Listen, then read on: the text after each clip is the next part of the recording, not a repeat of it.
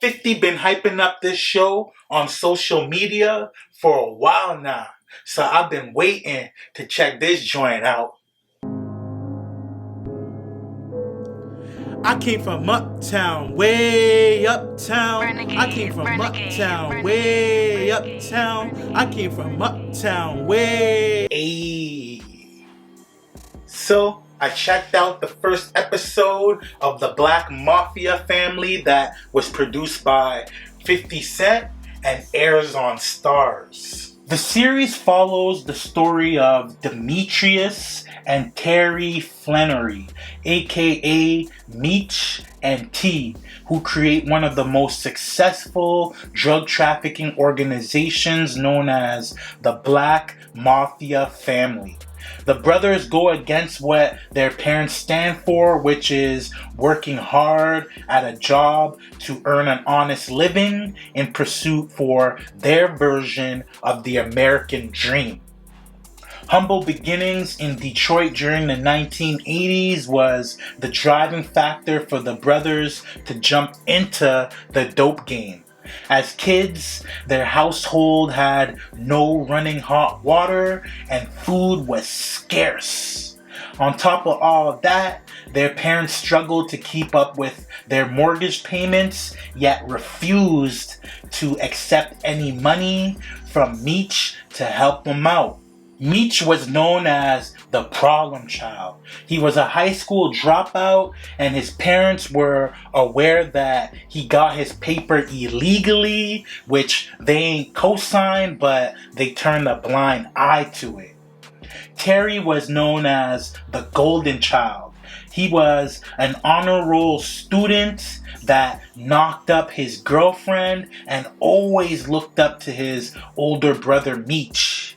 He moved so slick that his parents were unaware that he was a part of Meech's crew and that he carried a gun and sold dope after class. This series definitely gives off some cool old school vibes with the character swag, the background music, and even the gold chains they were rocking.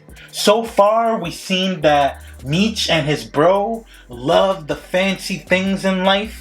It's probably because they grew up in poverty and had nothing coming up, which is why now that they can afford all these nice things, they go ahead and go all out and rock jewelry.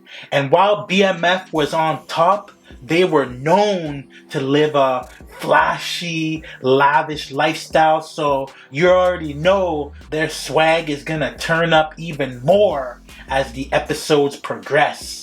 The Black Mafia Family made a lot of money and put in a lot of work back in the day, so hopefully this series gives us a proper look into BMF's rise and fall. There was a disclaimer at the start of the episode that stated that the show was loosely based on the truth. So what that tells me is 50 added some over-the-top-ish and exaggerated in some scenes to make the story more interesting and action-packed. But that's all good.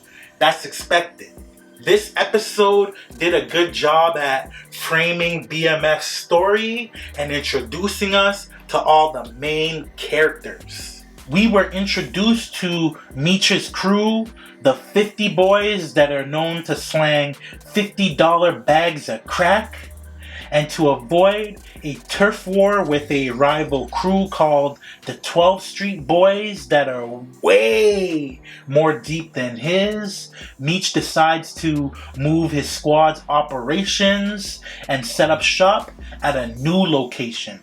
But their product was too expensive for its quality for the local clientele, so they chef up a more potent batch of drugs to drive up demand with the fiends. But the area that Meech moved his crew's operations to also belongs to the 12th Street Boys, so you already know that's gonna eventually cause issues in the future, and a turf war might go down between the two crews anyways. There was a lot of dialogue between the characters, but it wasn't boring. That ending was wild and unexpected. After watching this episode, I think we can all agree this is gonna be a dramatic and action-packed series, and I'm here for it. Big Meech's son, Demetrius Flannery Jr., played his father, Meech.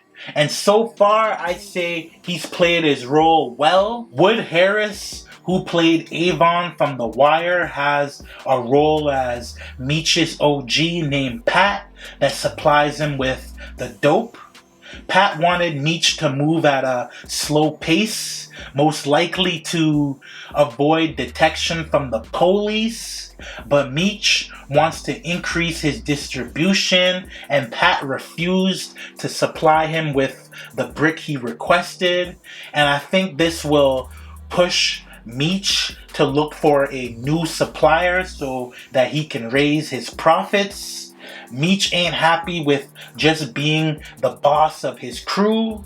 He said he wanted to be a king in Detroit. Lala Anthony was also introduced this episode as Markeisha Taylor, one of the Dope Boys' girls or wives. And we were introduced to a feared thug named Lamar that's played by Eric Kofi Abrifa. Lamar was recently released from a mental institution courtesy of his lawyer after selling narcotics and terrorizing local dealers in his hood for years. He now has his eyes on Meech after finding out Meech has been messing around with his baby mama and has taken over a few of the blocks that he used to distribute at. He gave off Omar from The Wire vibes, and you can definitely tell that he'll be pulling some of the same stunts Omar did in future episodes, like robbing dealers and bodying anyone that gets in his way or pisses him off. This episode was dope. Shout out to 50 for bringing the BMF story to life. 50 always puts out a new record that he uses as the intros and outros to his TV shows, and the BMF theme song was cool, but it wasn't as good as the theme song that he created for Power with Joe. That record is a classic. Let me know what y'all thought about the first episode of Black Mafia Family. It's absolutely free for y'all to support the channel. Doesn't cost y'all a dime to hit that like and subscribe button. Moving forward, I'll only be responding to subscriber comments, so make sure y'all lock in with me and hit that subscribe button, and I'm gonna get up with y'all on the next video, alright? Holla at me. I came from uptown, way uptown. I came from uptown, way uptown. I came from uptown, way